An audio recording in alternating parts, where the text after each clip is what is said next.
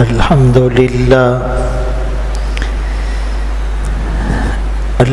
لله وكفى والصلاة والسلام على من لا نبي بعده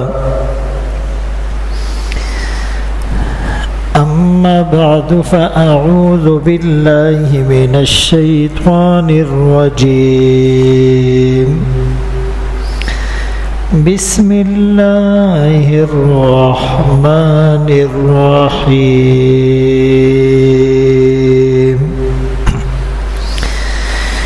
فخلف من بعدهم خلف أضاعوا الصلاة واتبعوا الشهوات فسوف يلقون غيا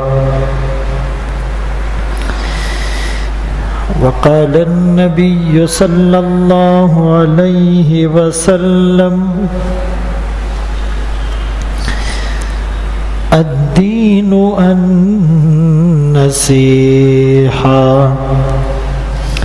أو كما قال عليه الصلاة والسلام صدق الله مولانا العظيم وصدق رسوله النبي الأمي الهاشمي المدني الكريم ونحن على ذلك لمن الشاهدين والشاكرين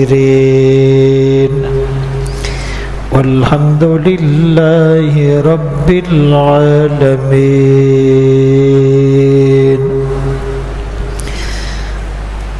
واجب الاحترام عزیزان گرامی، آپ کے سامنے قرآن کریم فرقان مجید کی سورہ مریم کی ایک آیت کریمہ تلاوت کی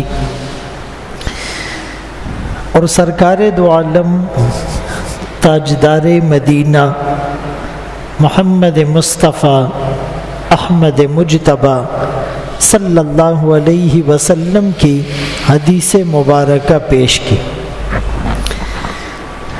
آج کے بیان میں 3 روحانی بیماریوں کا یا پریشانیوں کا ذکر کیا جائے گا کہ ان بیماریوں اور پریشانیوں کے اسباب کیا ہیں اور اس کا علاج کیا ہے. سب سے پہلی بیماری کہ اس وقت ہم نفسانی خواہشات کے پیچھے پڑے ہوئے ہیں، اپنی ناجائز خواہشات کو صبر کا بریک لگانا مشکل ہو گیا ہے، اور خواہشات میں بھی جو شہوات ہیں، زنا ہیں، بدنظری ہیں، بے حیائی ہیں، فحاشی ہیں، عریانیت ہیں، اس شہوت نے ہمارے دل اور دماغ پر پردے ڈالے ہوئے ہیں، اور یہ ایسی خطرناک بیماری ہے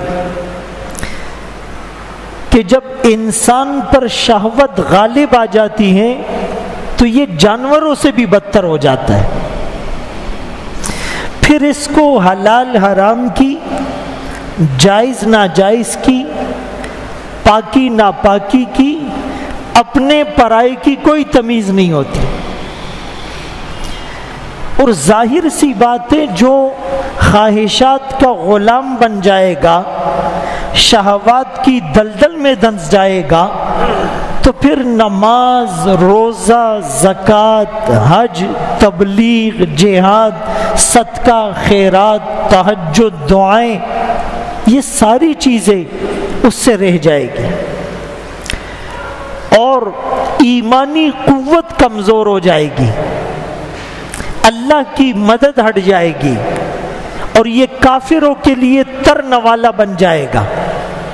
رسول اللہ صلی اللہ علیہ وسلم نے ایک حدیث میں یوں اشارہ فرمایا کہ ایسا زمانہ آئے گا کافر مسلمانوں کو مارنے کے لیے ایک دوسرے کو ایسے دعوت دیں گے جیسے دسترخوان پر کھانے کے لیے بلایا جاتا ہے، آؤ کھا لو۔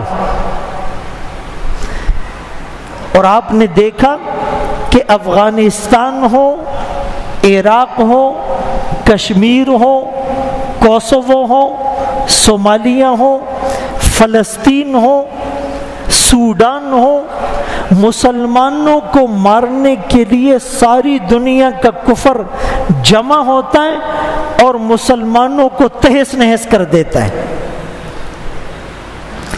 اسی لیے 1999 میں ایک یہودی نے آرٹیکل لکھا کہ اب مسلمانوں کو مارنے کے لیے جنگ کی، اسلحے کی، ٹیکنالوجی کی، فوج کی کوئی ضرورت نہیں ہے۔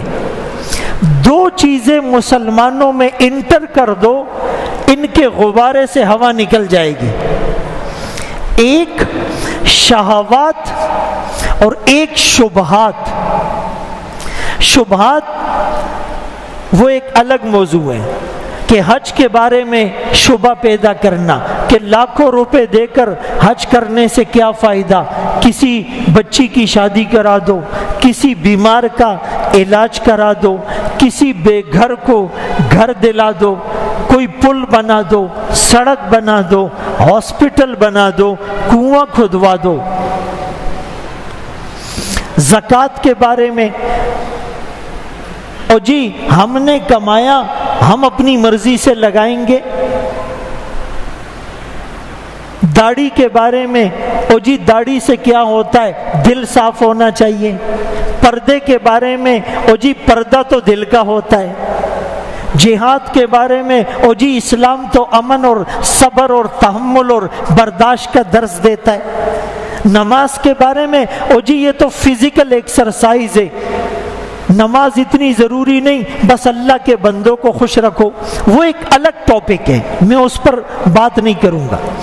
شہوات کہ ان کی جنسی خواہشات کو ابھارو، یہ نماز بھی پڑھے ذہن میں لڑکی چل رہی ہو، یہ مسجد میں بھی بیٹھے ہوں ذہن میں گناہوں کے خیالات ہو، اس کا دل اور دماغ گناہوں کا پروڈکٹر بن جائے، اور سائن بورڈ پر اور دیواروں پر اور پوسٹر پر اور پمفلٹ پر اور ڈراموں میں اور فلموں میں اور ایڈورٹائزنگ اور وقفوں میں اور ہاسپٹل کے کاؤنٹر پر اور اسکول کے ریسپشن پر اور جہاز میں ایروسٹس اور بس میں بس ہوسٹس اور اب ڈرائیونگ اور بائکیاں بھی لڑکیاں چلانے لگے۔ کسی طرح ان عورتوں کو گھر سے نکال کر شو پیس بناؤ اور مردوں کو ان کی طرف متوجہ کر دو۔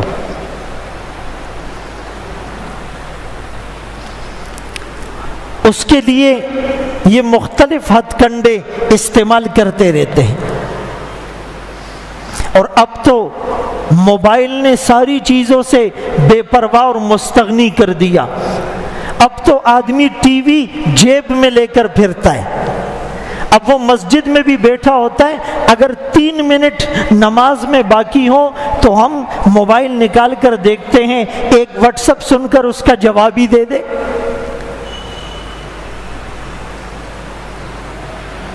فرض پڑھنے کے بعد فرض اور سنتوں کے بیچ میں بھی ہم موبائل کو دیکھنا ضروری سمجھتے ہیں کہ کوئی ضروری کال آ گئی ہو۔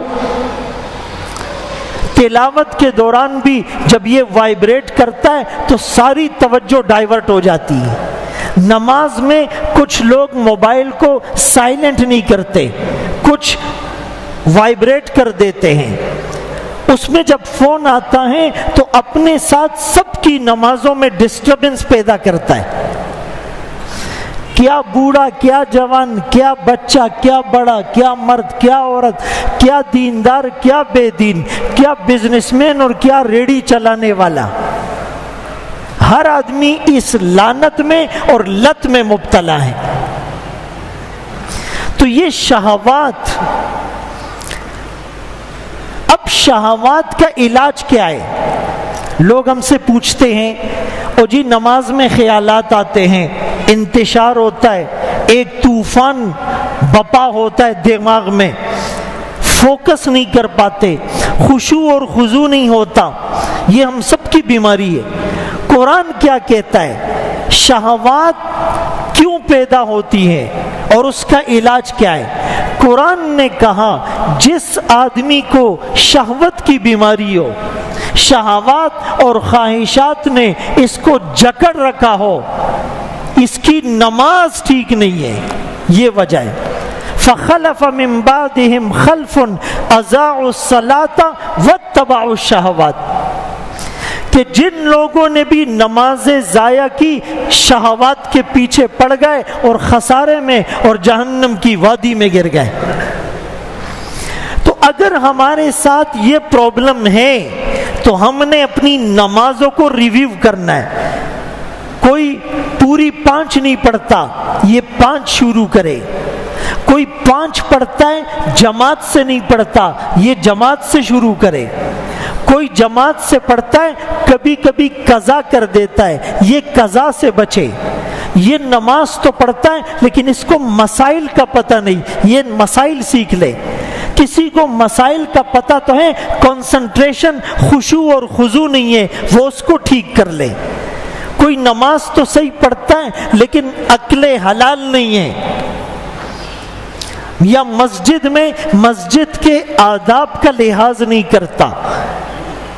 تو یہ انہوں نے علماء نے اور مفسرین نے لکھا ہے کہ ایک تو نماز پڑھتا ہی نہیں، یہ بھی ضائع کرنا ہے۔ کوئی پڑھتا ہے وقت پر نہیں پڑھتا، ان الصلاۃ کانت علی المؤمنین کتابا موقوتا، یہ بھی ضائع کرتا ہے۔ کوئی 5 نہیں پڑھتا اور کوئی اس کے ارکان کو صحیح ادا نہیں کرتا۔ حدیثوں سے یہ ثابت ہوتا ہے کہ ایک آدمی رکوع کرتا ہے، جھکتا پراپر نہیں ہے، فرمایا اس کی نماز فاسد ہو گئی۔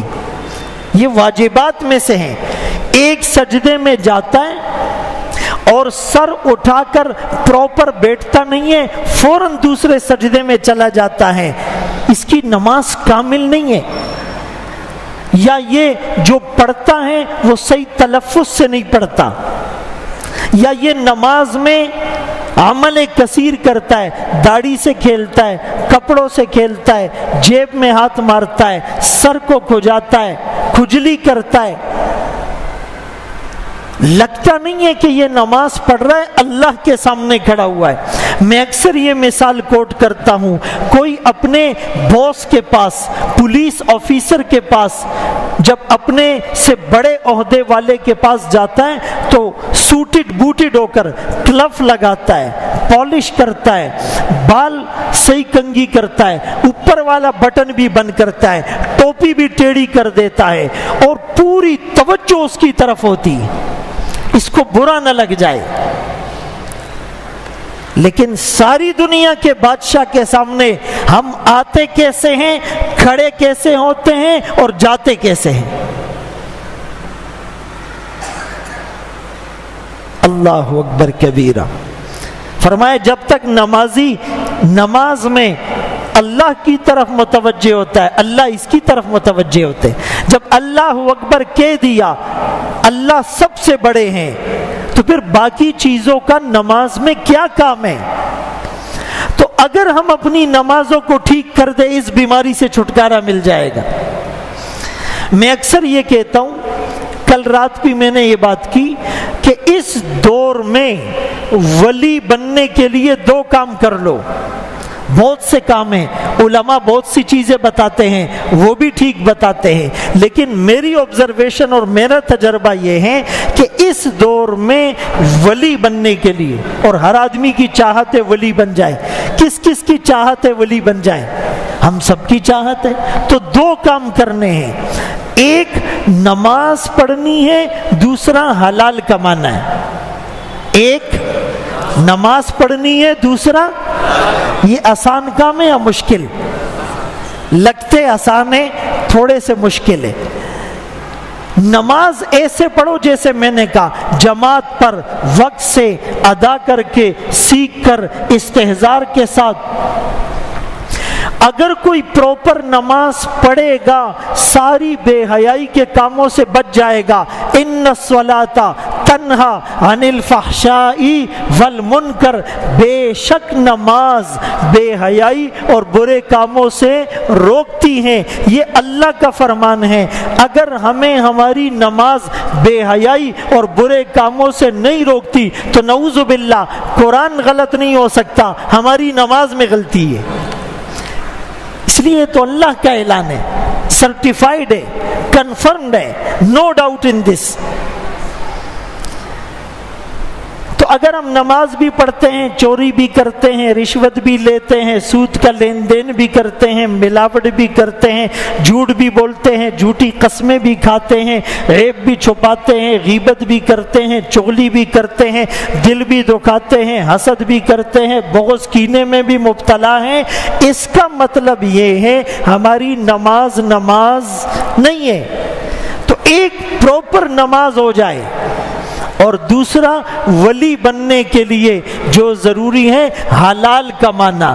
یہ بھی لگتا آسان ہے، ریڑی والا بھی کہتا ہے او جی بس حلال کماتا ہوں، ایک نماز نہیں پڑھتا اور کہتا ہے حلال کماتا ہوں، 50 والی چیز ناجائز فائدہ اٹھا کر 200 میں بیچتا ہے، او جی میں تو حلال کماتا ہوں، اور وہ باٹ میں اور ویٹ میں بھی ڈنڈیاں مارتا ہے، او جی میں تو حلال کماتا ہوں۔ میڈیسن والا 2 نمبر میڈیسن بیچتا ہے، میں حلال کماتا ہوں۔ کپڑے والا گز اور میٹر کی ڈنڈی مارتا ہے، میں حلال کماتا ہوں۔ پتی والا اس میں برادہ مکس کرتا ہے، میں حلال کماتا ہوں۔ پیٹرول پمپ والا اس میں ڈنڈی مارتا ہے، فکسنگ کرتا ہے، میں حلال کماتا ہوں۔ اذان کے بعد کاروبار جاری ہے، میں حلال کماتا ہوں۔ جمعے کی پہلی اذان کے بعد کاروبار حرام ہے، ہوٹل دکانیں کھلی ہوئی ہے، میں حلال کماتا ہوں۔ اذان ہو رہی ہے، ٹی وی چل رہا ہے، ڈرامہ دیکھ رہا ہے، فلمیں ہو رہی ہے، میوزک سن رہا ہے، باتیں ہو رہی ہے، مسجد میں بیٹھ کر دنیا کی باتیں کر رہا ہے، میں حلال کماتا ہوں۔ دس گپ تھے۔ جو آدمی صحیح طریقے پر حلال کمائے گا اس کا دل نیکیوں کی طرف مائل اور گناہوں سے متنفر ہوگا، یہ بھی اللہ کا اعلان ہے۔ یا ایھا الرسل کلوا من الطیبات واعملوا صالحا، اے رسولو پاک اور حلال مال کھاؤ، نیک عمل کرو۔ کھانے کا نیک عمل سے کیا جوڑ؟ اشارہ ہے اس بات کی طرف، کھانا پینا حلال ہوگا تو نیکیوں کی طرف دل جائے گا، پھر گھنٹہ گھنٹہ دعائیں مانگو گے، بور نہیں ہوگے۔ ابھی تو ایسے لوگ بھی ہیں جو 1 گھنٹہ دعائیں مانگتے، 2 گھنٹہ دعائیں مانگتے، اور ایسے اللہ فقیر بھی ہیں کہ مسجد میں آخر میں آئیں گے اور سلام پھیرنے کے بعد امام کی 2 منٹ کی دعا کا بھی ان کے پاس ٹائم نہیں ہوگا۔ تب ہوائی چی جاز ور تبار الاڑ دے، باہر اس کی فلائٹ ہے اور اس نے نکل کے اس میں سوار ہونا ہے، یا جیسے ساری دنیا کا میکینزم یہ ڈیل کر رہا ہے اور اس کو فوراً جانا ہے۔ یہ بھی بے ادبی ہے، دعا کا ٹائم نہیں ہے اس کے بعد۔ اگر مانگتا بھی ہے یا اللہ ماؤ بخی، گھڑی کو بھی دیکھتا ہے، امام کو بھی دیکھتا ہے، دائیں بائیں والے کو بھی دیکھتا ہے، پتہ ہی نہیں ہے کیا ہو رہا ہے۔ وجہ یہ حلال نہیں ہے، نظروں کی حفاظت نہیں ہے، نمازوں میں جان نہیں ہے، اسی لیے یہ ایک روبوٹ کی طرح ایکسرسائز کر رہا ہے، فارمیلٹیز پوری کر رہا ہے۔ وہ نماز کہ جس پر عرش کے ستون ہلے، وہ سجدہ جو انسان کو یہاں سے اٹھا کر عرش کی بلندیوں تک لے جائے، وہ دعا کہ ہاتھ اٹھے اور دنیا کا جغرافیہ تبدیل ہو جائے، وہ سجدہ کہ جس کو دیکھ کر فرشتے بھی رشک کرنے لگے، وہ ایک سجدہ جسے تو گرا سمجھتا ہے 1000 سجدوں سے دیتا ہے بندے کو نجات۔ کیا عجب جادو ہے اس سجدے میں، جتنا نیچے جاتا ہوں اتنا اوپر کو اٹھتا ہوں۔ بظاہر سجدے میں انسان نیچے جا رہا ہے لیکن اللہ کے ہاں وہ بلند ہو رہا ہے۔ آدمی اللہ کے سب سے زیادہ جو قریب ہوتا ہے وہ سجدے میں ہوتا ہے۔ اسی لیے یحییٰ کاندیلوی رحمت اللہ علیہ سے جب کسی نے پوچھا حضرت اتنے لمبے لمبے سجدے، فرمایا سجدے میں جاتا ہوں یوں لگتا ہے محبوب کے قدموں میں سر رکھ دیا، اٹھانے کو جی نہیں چاہتا۔ ہم 3 گھنٹے کی مووی دیکھتے ہیں، ذرا سی توجہ ادھر ادھر نہیں ہوتی۔ ہم 6 گھنٹے کا میچ دیکھتے ہیں، پانی پینا بھول جاتے ہیں۔ ارے 5 منٹ کا ایسا سجدہ کر لو، دل کی دنیا روشن نہ ہوئی پھر کہنا۔ ایک اذان ایسے سنو کہ موبائل جیب میں ہو اور آنکھیں بند ہو اور استحضار کے ساتھ اذان کو ایک اذان سنو، اندر ہلچل نہ مچ جائے پھر کہنا۔ 60-70 سال سے ہزاروں اذانیں سنیے لیکن دل ٹس سے مس نہیں ہوا، کانوں پر جو تک نہیں رینگتی۔ شور ہے ہو گئے دنیا سے مسلمان نابود، ہم یہ کہتے ہیں تھے بھی کہیں مسلم موجود، وضع میں تم ہو نصارہ تو تمدن میں ہنود۔ یہ مسلمان ہیں جنہیں دیکھ کے شرمائے یہود، واعظ قوم کی وہ پختہ خیالی نہ رہی، برق طبعی نہ رہی، شعلہ مقالی نہ رہی، رہ گئی رسم اعضا روح بلالی نہ رہی، فلسفہ رہ گیا تلقین غزالی نہ رہی، سنی نہ مصر و فلسطین میں وہ اعضا میں نے دیا تھا جس نے پہاڑوں کو راشہ سیماب، وہ سجدہ روح زمین جس سے کانپ جاتی، آج اس سجدے کو ترستے ہیں ممبر و محراب۔ نماز کا وقت ہوتا ہے، طواف رک جاتا ہے، سعی رک جاتی ہے، ہمارا کاروبار نہیں رکتا۔ سلام ہے قطر والوں کو کہ دنیا کا سب سے زیادہ دیکھا جانے والا، سب سے زیادہ کھیلا جانے والا، دنیا کا سب سے مہنگا ترین ایونٹ ورلڈ کپ وہاں منعقد ہوا۔ میچ جب سانسیں رکی ہوئی ہے اور لوگ میچ کی طرف متوجہ ہیں، اذان کی صدا بلند ہوتی ہے، میچ رک جاتا ہے، نماز ہوتی ہے۔ سبحان اللہ۔ اللہ مسلمان کو ایسا بنائے کہ وہ پراؤڈ کرے ٹو بی اے مسلم، اپنے مسلمان ہونے پر، آقا کے امتی ہونے پر۔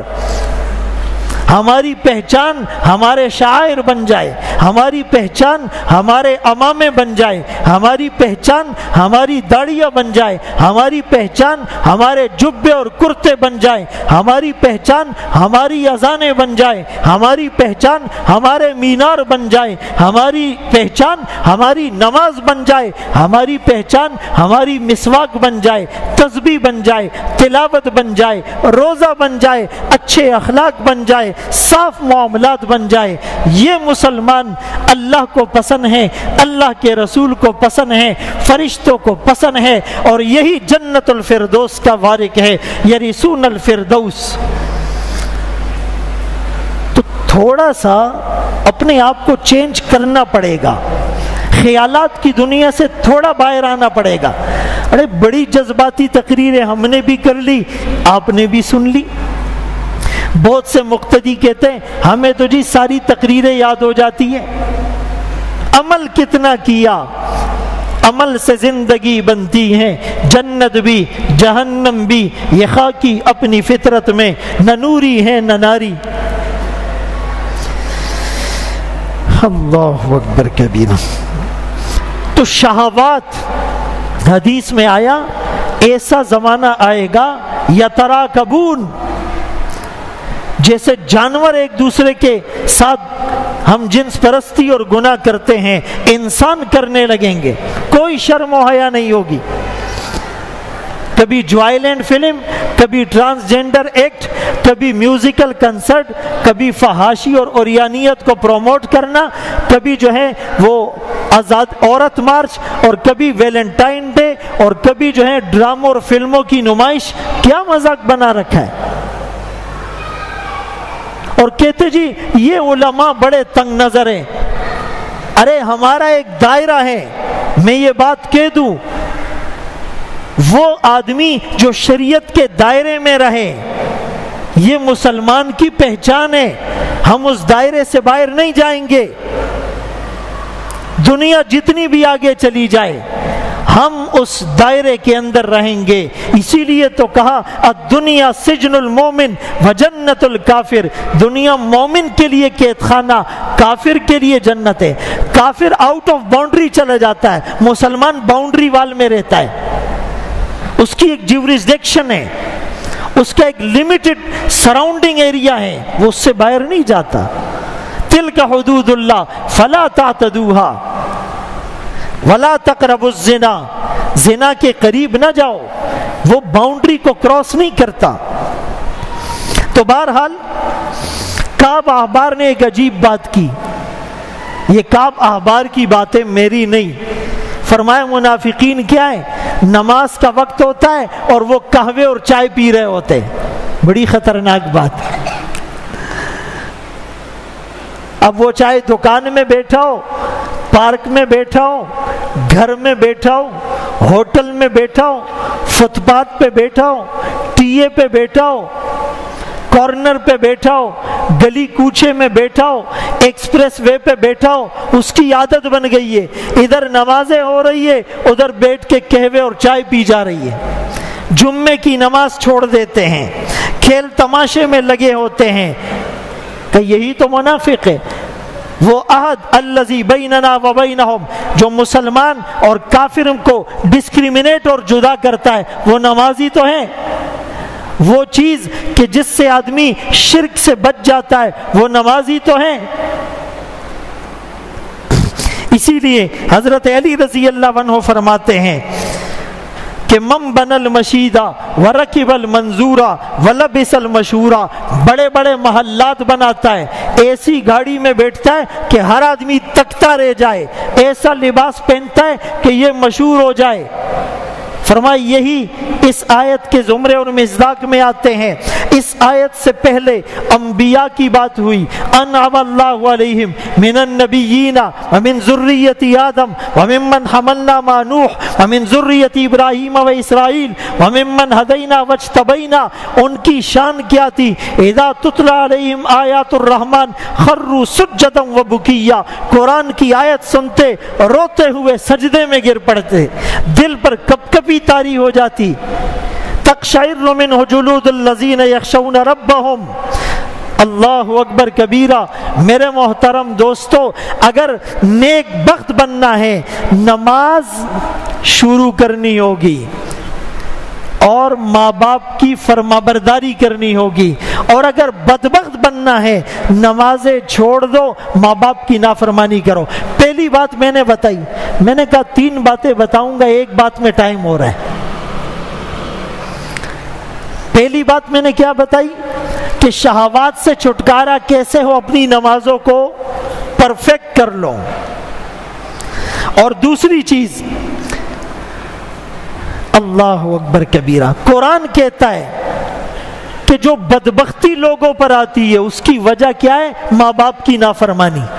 وَبِرًّا بِوَالِدَتِي بَرًّا وَلَمْ يَجْعَلْنِي جَبَّارًا شَقِيًّا، عیسیٰ علیہ السلام نے کیا کہا، مجھے حکم دیا اپنی والدہ کے ساتھ حسن سلوک کا، اور اللہ نے مجھے متکبر اور بدبخت نہیں بنایا۔ اٹ مینز کہ جو والدین کی نافرمانی کرے گا وہ متکبر بھی بنے گا، بدبخت بھی بنے گا۔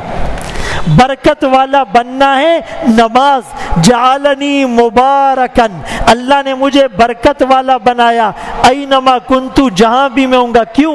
اوصانی بالصلاۃ والزکاۃ، نماز اور زکوٰۃ دو گے، والدین کی فرما برداری کرو گے، برکت والے بنو گے۔ نماز اور زکوٰۃ میں ڈنڈی مارو گے، والدین کی نافرمانی کرو گے، بدبخت بنو گے۔ قرآن سے ثابت ہے۔ کوئی کہے یہاں تو صرف ماں کا ذکر ہے، باپ کا کیوں نہیں؟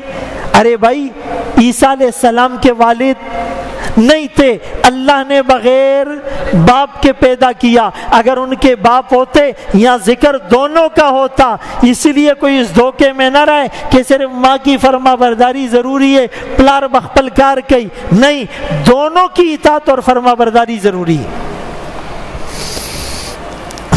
اللہ نے اپنے حقوق کے بعد سب سے پہلے جس کو ذکر کیا والدین کے حقوق. قضا ربک الا تعبدوا الا ایاہ وبالوالدین احسانا, میری عبادت کے بعد والدین کے ساتھ حسن سلوک کرنا. سورہ اسراء اور بنی اسرائیل. انشکر لی ولی والدیک, میرا شکریہ ادا کرنے کے بعد اللہ فرماتے ہیں اپنے والدین کا شکریہ ادا کرنا. سورہ لقمان میں ہے, اسی لیے کہ تجھے پیدا میں نے کیا, ذریعہ ان کو بنایا. اور اس آیت میں بھی یہ کہا نماز اور زکوٰۃ اللہ کے حقوق تھے. اس کے بعد کیا کہا؟ والدین کے ساتھ حسن سلوک کرنا. حضرت قتادہ فرماتے ہیں ایک عورت نے عیسیٰ علیہ السلام کو دیکھا کہ یہ اللہ کے حکم سے مردوں کو زندہ کرتے ہیں, ابرئ الاکمہ, کوڑ کے مریض کو ٹھیک کر دیتے ہیں, مادرزاد نابینا بینا ہو جاتا ہے. تو اس عورت نے دیکھ کر کہا کتنا مبارک ہوگا وہ حمل جس نے اس بچے کو جنا, کتنا مبارک ہوگا وہ سینہ جس کا دودھ اس بچے نے پیا. عیسیٰ علیہ السلام نے فوراً جواب دیا ارے طوبیٰ لمن تلا, کتنا مبارک ہوگا وہ جو تلاوت کرے گا اور جو اتبع ما فیہ, اتباع کرے گا اس کی جو اس میں ہے. یہ نبی کہہ رہے ہیں اللہ کی کتاب کو پڑھنا اور اس میں جو ہے اس کی تابعداری کرنا, یہ بھی انسان کو برکت والا بنا دیتا ہے. شقی اور بدبخت اسے کہتے ہیں جو کسی کا حق مانتا ہی نہیں ہے, ہر جگہ اپنے حقوق کے لیے کیس دائر کر رہا ہوتا ہے. کسی کا میرے اوپر بھی کوئی حق ہے یہ بات اس کے ذہن میں نہیں آتی ہے, خیر سے محروم ہوتا ہے. اور تیسری چیز جو قرآن سے ثابت ہے کہ آج ہماری معیشت تنگ ہے, کوئی غریب ہے, کوئی امیر ہونے کے باوجود غریب ہے, رات کو نیند نہیں آتی, شوگر کی وجہ سے بہت سی چیزیں ڈاکٹر نے اس پر بند کر دی ہے, کروڑوں اربوں ہونے کے باوجود ہر وقت ڈپریشن اور انزائٹی کا شکار ہوتا ہے. چوری ہو گئی, ڈکیتی ہو گئی, آگ لگ گئی, بیوی روٹ گئی, اولاد نافرمان ہو گئی, کسی نے رشتہ دار کو قتل کر دیا, کنٹینر پھنس گیا, پرچی آ گئی. ہوتا یا نہیں؟ یا تو غریب ہے اور یا غریبوں سے بھی بدتر ہیں. اس کی وجہ کیا ہے؟